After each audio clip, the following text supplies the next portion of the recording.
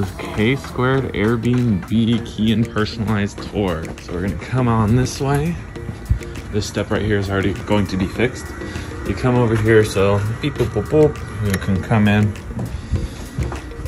There's not a lot of parking here because it's a very poppin' spot. So having this garage is gonna be huge. Looks like you fit one, potentially two cars as long as it's completely empty. And you park in the driveway in the front, so it's really like 3 parking spots. Come on in here, you're on the first floor.